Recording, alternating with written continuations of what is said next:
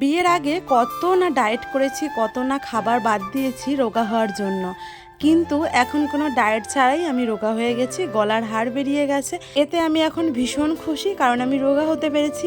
আমি মনে করি রোগা মানুষকে যে কোনো ড্রেসে, শাড়িতে ভালো লাগে, খুব সুন্দর দেখতে লাগে।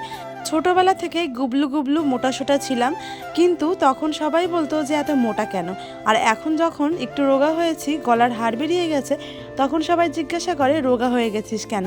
এই যে দেখো না, বাপের বাড়িতে এসেছি, যতবারই বাপের বাড়িতে আসি না কেন ততবারই শুনতে হয় একই কথা, রোগা হয়ে গেছিস কেন, এমন চেহারাটা হয়ে গেছে কেন, কালো হয়ে গেছিস কেন, গলার হাড় বেরিয়ে গেছে কেন, কি এমন কাজ, খুব কাজের চাপ নাকি, এটা সেটা অনেক কিছু। কিন্তু তাদের উত্তরে আমার একটা কথাই থাকে যে আমার মেয়েটা অনেক দুরন্ত, সারাদিন এদিক ওদিকে ছোটাছুটি করে, আর তার পিছন পিছন আমি ছোটাছুটি করি। আবার তার মধ্যে তো কাজ মাজ আছেই, তো কাজ মাজ সকল সংসারেই থাকে, আমারও সেমন টুকিটাকি কাজই আছে। এই না যে আমি ভীষণ কাজ করি, অনেক কাজ করি, এটুকুনি সংসারে করা সেইটুকুনিই করি। আবার মাঝে মাঝে একটু বাদও যায় শাশুড়ি মা করার জন্য।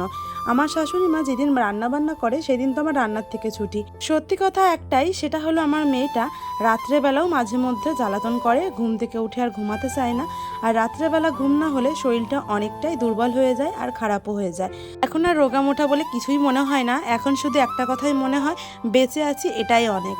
বেঁচে থাকাকালীন উপরওয়ালার কাছে একটাই প্রার্থনা, যে ঝামেলা ঝগড়া মারামারি এইসবের মধ্যে যেন না পড়তে হয়।